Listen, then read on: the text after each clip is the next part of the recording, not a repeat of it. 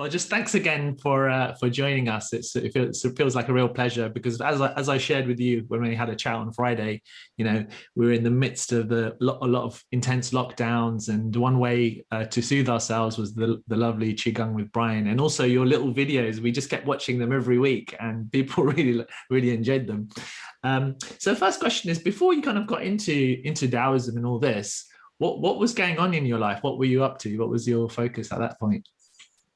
Yeah, I just want to say thank you to Brian as well, and for Shamash for holding this space. I really enjoyed. I haven't done this before, where we have both the heaven and the earth having that in our awareness at the same time. That's wonderful. So yeah, thank you both, and thank you everyone for being here. It's lovely space that you guys have on this weekly basis. It's wonderful that you guys are exploring all of these things for yourself, because I have found them nourishing for myself, and I'm sure you have as well. Yeah, so for me, I mean, I started in absolute ignorance of all of this world. So I finished university and thought I'd try and follow my dreams and become a YouTuber. I'd done some filmmaking in school and university, and I thought, now I'm going to try it. And so I started working for myself, delivering food on Deliveroo for money, and then trying the YouTube channel. But I found that people weren't really watching my videos, and I wasn't really making stuff that people liked. And so very quickly, my mental health began to deteriorate, because I felt that, I'd put all this pressure on myself to create value. And then I felt that actually I wasn't good enough. And I suddenly descended into anxiety, and I was snoozing my alarm, and I had a new character enter my life, and I named it the Underminer. And I personify it as an evil wizard, the voice in my head that brings me down and gives me pain. And he was telling me, George, you're really not strong enough. Like, nothing's really changed. You've only been by yourself for a month, and now look at you. You're weak, and you need to improve yourself. So I had this really kind of strong critic in my head that just made my life, unbearable, basically. Despite on the surface, nothing really changed. I had the privilege of, working and trying to do something creative, and yet my mental health was, was the biggest challenge of my life so far. Mm. And so, yeah, that took me on a journey of trying to learn how to be kinder to myself. And I ended up in China, because in uni I'd watched some Kung Fu videos of some monks doing some mad backflips. And I thought maybe that would be good for me, some discipline and maybe some meditation. And I arrived at a place called the Wudang Mountains, which is the home of Wudang Kung Fu. I tried to get into a Kung Fu monastery. I asked some of the monks there's one monk in a courtyard. She's sweeping the floor from leaves. And I go up to her and I say, Tai Chi, Kung Fu, Kuima, like, can I do Tai Chi and Kung Fu here, please? And she just shakes her hand and says, I don't understand what you're saying, Ting Budong. And I try that a few times with different monks, but actually turns out it wasn't a Kung Fu monastery anyway. So I hadn't done my research that well. So eventually I realized I needed to turn to plan B, which is try and learn Kung Fu in a Kung Fu school. And the locals took me to a small Tai Chi school. And at that point, I thought Tai Chi was, like mobility for older people. But I was very wrong about that. I tried it and fell in love with it.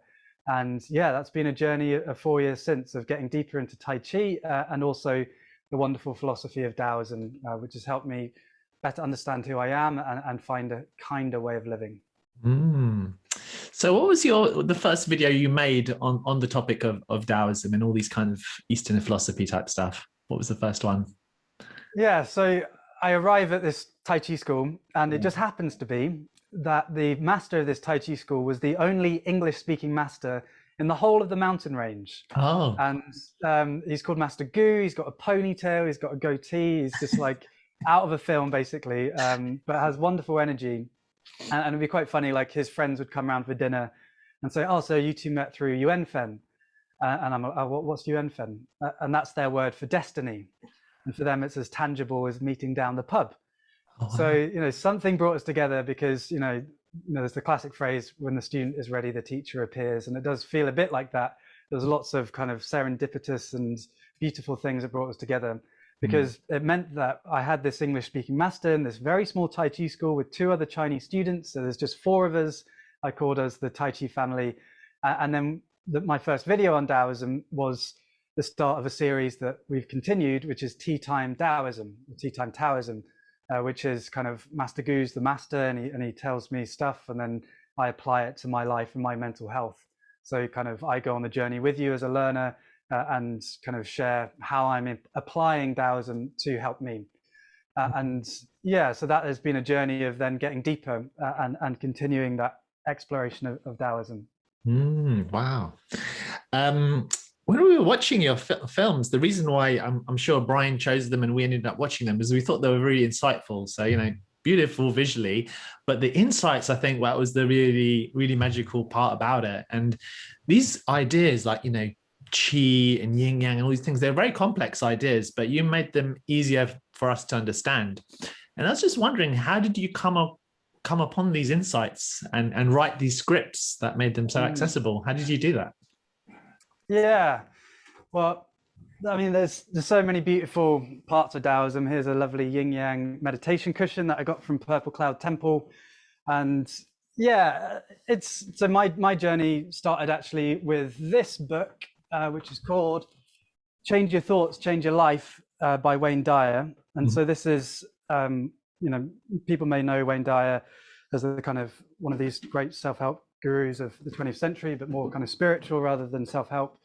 And he, in his later part of his life, studied the Tao Te Ching, which is the Bible of Taoism, the foundational text.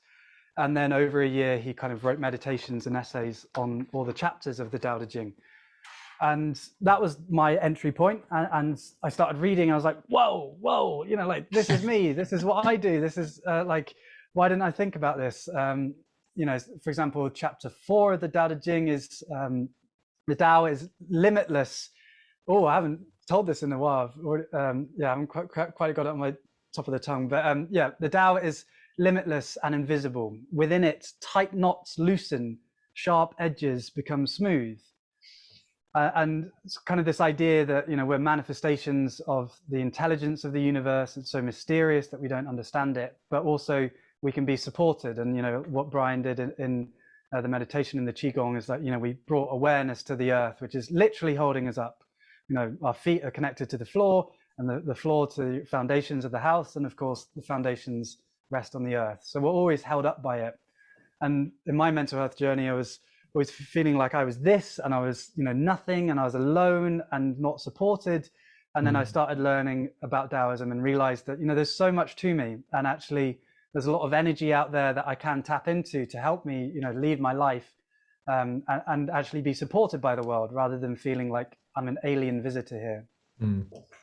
So for me, yeah, the process is a personal one. So it's, you know, I don't claim to be a master or anything. I'm a student, and I hope I'll be a student for a lifetime. But really trying to take these sometimes abstract ideas and apply them to modern living. And then the kind of the accessibility comes from that. I think what people appreciate about the work that I do is that, you know, is from one human consciousness to another one, yourself, and just seeing what other people do and the struggles that they have, I think, you know, can all help us with life, because, you know, we have common human experiences. And so if we can find what is true about what it means to be human in general, rather than what's true about us as weak, incomplete human beings, or at least that's what our underminers tell us, then, you know, suddenly we realize we have this amazing power and capacity that is available to us. Just another follow-on question from that fascinating answer you gave there. So would you be reading a book or reflecting and then have a certain idea like, oh, this is a really interesting insight for me, I'd love to share this with others? Is that how it works, or the other way around? Or? Yeah. So I keep a diary, and yeah, so kind of there's lots of different ideas that are in the kind of the idea cloud, and then eventually it'll be like, okay, I'm going to do this video. And then, you know, I learn an awful lot through making the videos. So, you know, it takes me around a month to do a video. So like I'm intensely studying everything that I can. And, you know, I've just finished a 3-week Zhuangzi storytelling course, and hopefully I'll tell you one of these stories. That's kind of the second foundational text of Taoism. And it's got lots of really funny stories, and it can help us get deeper into these ideas. And so, yeah, I try and draw on all the different sources in Taoism to then eventually write a script as these ideas applied to modern living. Wonderful, amazing, love it. Just going back to the film for a moment, I was just amazed that you attempted to take a train from Bristol to China. I was thinking, oh yeah, maybe I should start doing it. And then as I watched the film, I noticed all the things happening and the challenges. What was it like, just from your perspective, that journey, and with the pandemic unfolding as you're getting closer and closer to basically Wuhan? What was that Yes. like? Yeah. I mean, most of us have taken flights and we have that privilege of speed. But what do you get on your flight? You have a bad ready meal, you watch a low res film on that really crap screen, and then you have a snooze and you arrive. Yeah. You don't get a sense for how big the planet is, nor how the cultures and nature change on your journey. So I was very keen to kind of get a sense of how big our planet is. And I feel that much more connected to it, in our Qigong, when you're actually physically crossing it rather than just, apparating, going almost teleporting in a plane from one bit of the planet to another, suddenly all of this diversity and the scale and the beauty is revealed. So going through Russia was a really interesting experience for me of, this a country that's traditionally for Britain and America an enemy, and yet, the government aside, beautiful people, kind and generous, and in a beautiful country. And the average winter temperature in Siberia is minus 25 degrees centigrade, average. So it's a remote land of ice, such different living to our own. Yeah. And yeah, I went through that. I went swimming, ice swimming, went in 100-degree saunas. I met a shaman who was kind of a manifestation of the spiritual wisdom of that area. I had all these amazing experiences, and yeah, it taught me a lot about the kind of that these different wisdom traditions. So we're exploring ancient Chinese through our Qigong practice and through Taoism, but all of these insights have popped up spontaneously around the world in different places. And so shamanism actually is most famous in Siberia, and there's this kind of tradition of these shamans who intuitively know that we are one part of nature. For example, in the West, we have these ideas that we are atoms separate from the world, that we are consumers, and so like our interaction of buying and selling things leads to social good, and the earth upon which we stand and from which all of the resources come for our iPhones and for our tech isn't really part of us. And yet, of course, with climate change and resource depletion, we are now very readily finding out that this extraction of nature is actually destroying ourselves. And that is because we are one part of nature. And basically, from the reading that I've done, is that all of the shamanic traditions, and so like the hunter-gatherer communities that lived in nature, it was very obvious to them that they were one part of it. They, for example, gave sacrifices for deer. Like why else would you sacrifice the deer and leave it out to the earth god, for example? That is a precious animal. Meat is precious back then. That seems like a really stupid idea. Except from they know that without the generosity of nature, that they would not survive a single day. So they reciprocate and they give back, and they know that they're a part of it. And so, yeah, I would say that going by train is challenging at times, but also a serious adventure, because as I've been talking about, you really get to get deeper into different cultures, and also get a real connection with the earth and its scale and how it changes as your journey continues. Yeah, just touching on that and what you talked about religion. So Taoism as a religion. Do you see it as a religion? Do you see it as a philosophy? Do you see it as a way of connecting with nature and our relationships to it? Because the sense I got from the film, it's like it's just human beings looking at nature and having insights, and then you can end up putting it into a book and then calling it a religion. So what's your thoughts about all that? Yeah, so the word Tao, or Tao, you guys may see it spelt sometimes. Tao is the word for the world and the underlying order of the universe, like all this amazing complexity. You and I, we're in this wonderful organism, which is our human bodies, and we're conscious, all of this complexity that animates this living universe. There is a profound, mysterious intelligence that underlines it. And so we can call it the laws of nature. A Christian may call it God's grace. A Muslim, Allah's will. An atheist, the laws of nature. The Taoists, they call it the Tao. And so Taoism, it is a religion. There's 20 million people who self-identify as being Taoists as their religion in China. So a third of the UK, that's huge. But actually, the way that I've explored it is as a philosophy, but maybe more precisely a way of life.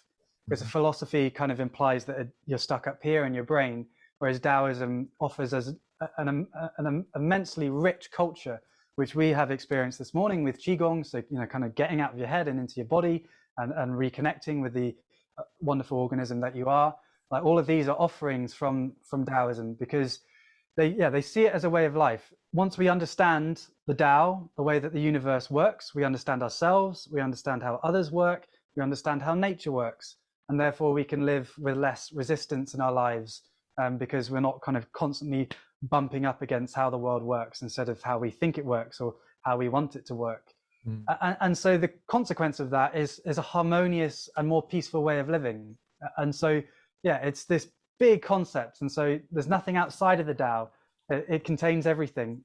And yet on our journey of life, in our limited lifetime, with our limited consciousness, getting deeper into Taoism is understanding ourselves and our way and our path through the universe.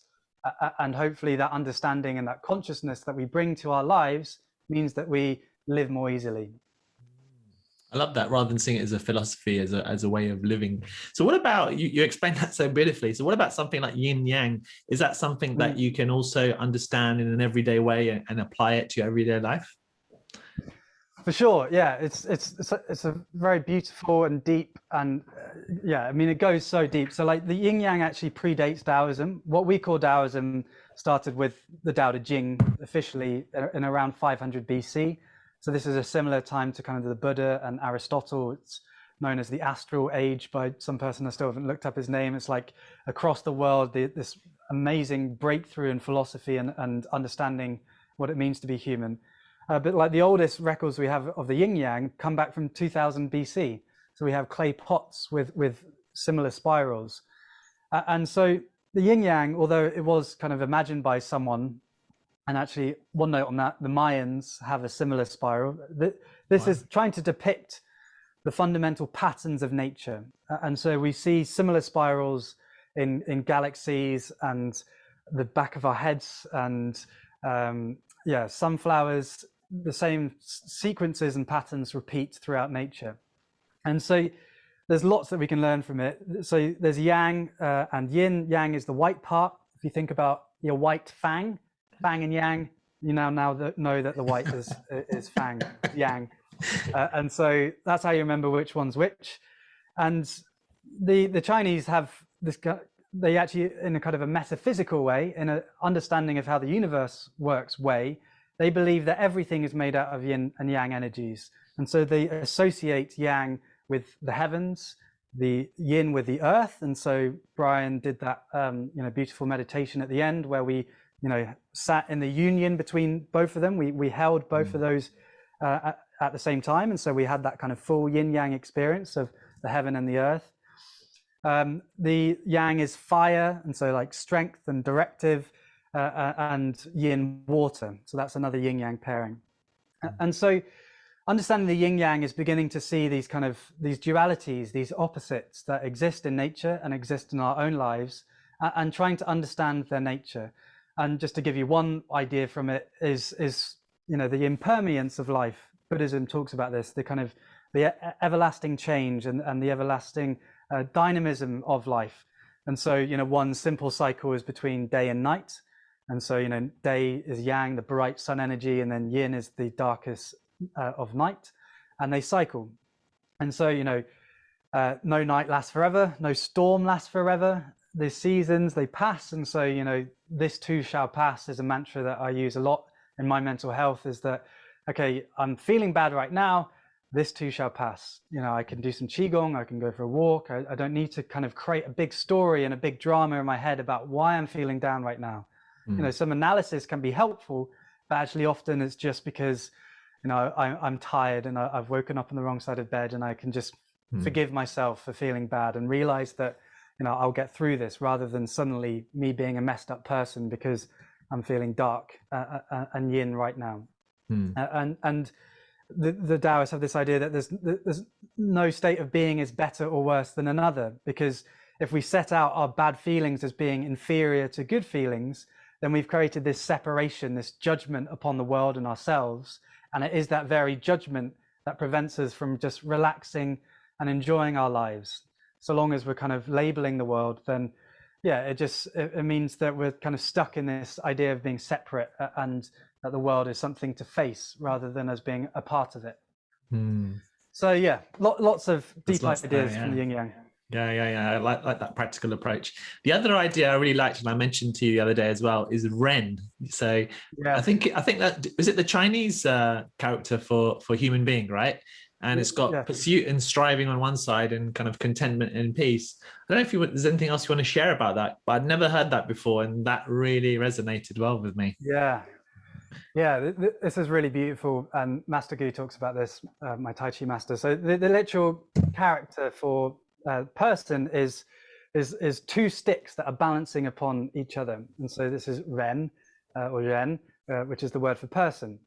And so a perfect person or a flourishing person is someone who has mastered the art of doing things, and like using all the amazing capabilities that we have as human beings, but also resting and understanding that how to use the fruits of our labor, having emptiness and time for reflection and enjoyment. And so this is quite a deep idea, not only as individuals but societally, because our whole economies and our governments think it's their sole job to create exponential economic growth. So GDP, you guys would have heard of that, like GDP's gone up by 1% this year. So this is suddenly what we see as valuable. This is the thing that the government is basically totally occupied with, is making sure that this keeps on going up. Collectively, however, we don't have any idea of what not doing looks like, or what emptiness is, or how that is valuable. And coming back to our environmental degradation, it's like growing exponentially on a finite planet. To believe that's possible, you have to either be a crazy man or an economist.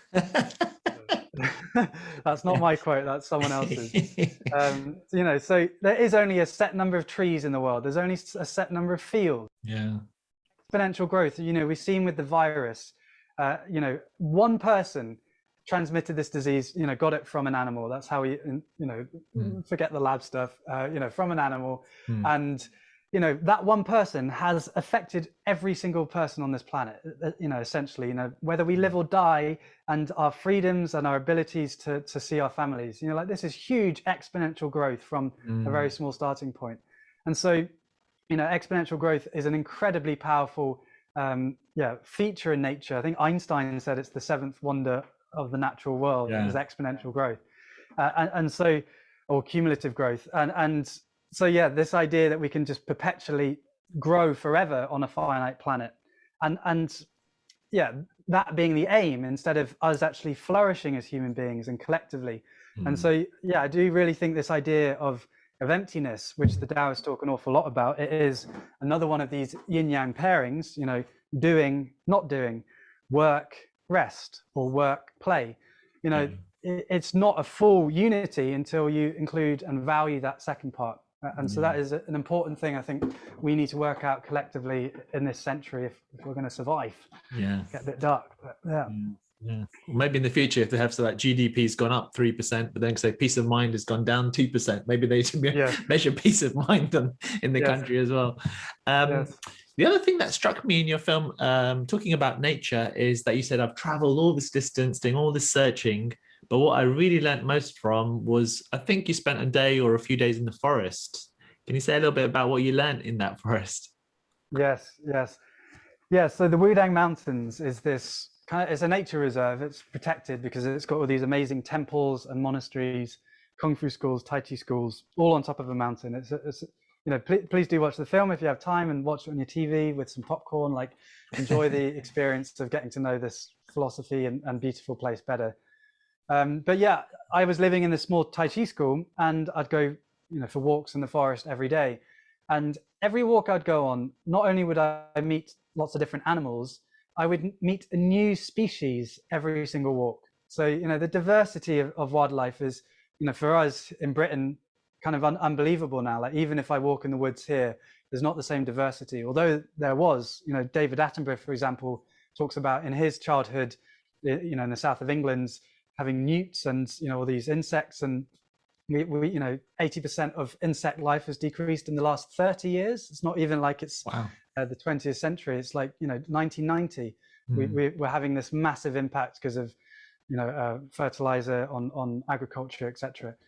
But this small area in China still has this amazing diversity, and so you can't help but be forced to explore and grapple with the intelligence of non-human consciousness. So, you know, monkeys and deer and fish and butterflies, and, you know, every day I would be walking with them and, you know, exploring how they felt. Well, you know, like communicating with them, you know, my own weird way, and just being with them. And yeah, for me, that taught me an awful lot.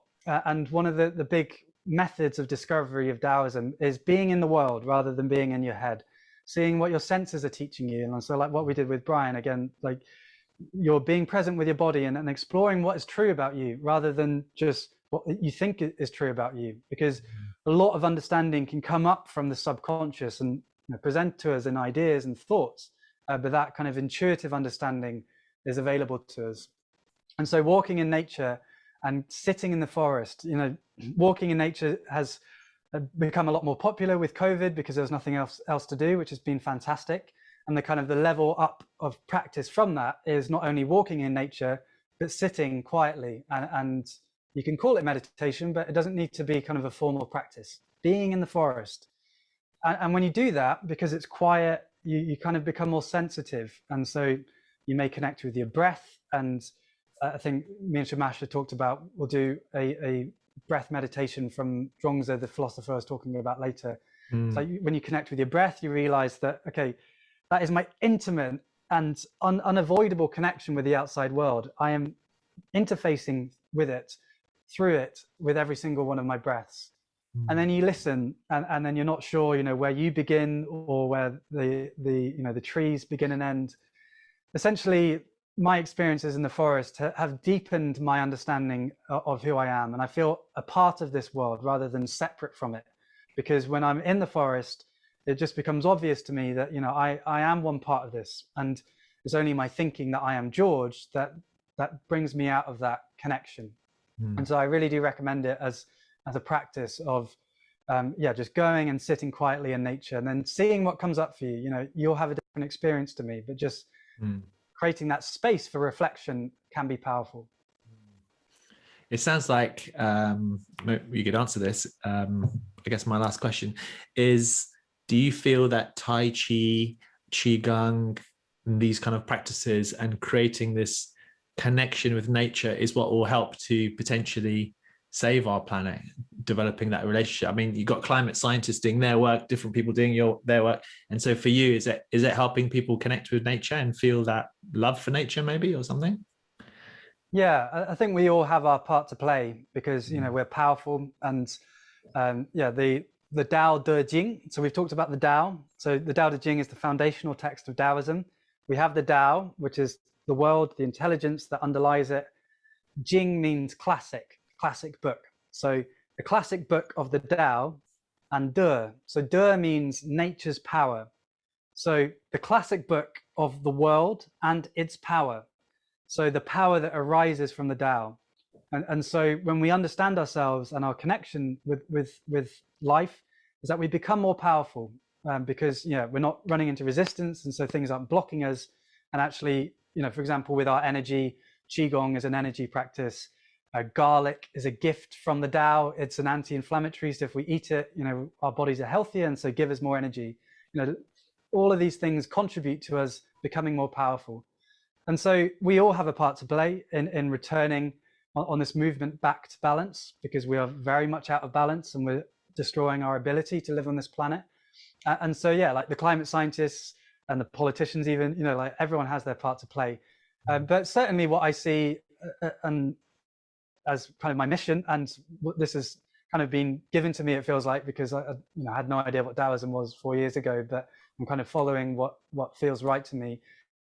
Is that, you know, from my experience as an individual, previously feeling alienated from the world and separate from it, and then realizing that I am intimately bound up with the natural world. I am nature. I am one manifestation of the laws of nature. I depend upon the trees to create oxygen for me to breathe. I depend on the sun to energize the whole of the earth. I just depend on the faraway stars to stay far away, or else we'll all be burned in their fiery infernos. Like, all of those are a part of us, in the same way that our lungs, we need them to survive. Our hearts, we need them to survive. We need the sun to survive. So, you know, this kind of arbitrary distinction of me being a bag of skin, and that's George, that actually falls away.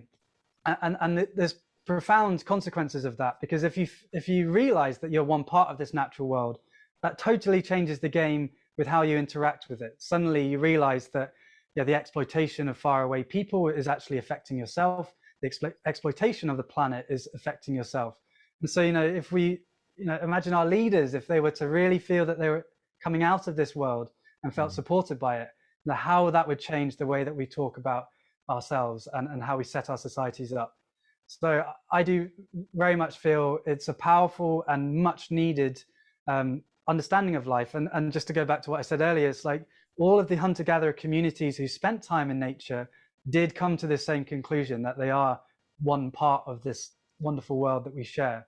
And so, yeah, I definitely think that us getting back into nature is a fantastic starting point. And what we do then radiates out and affects the whole.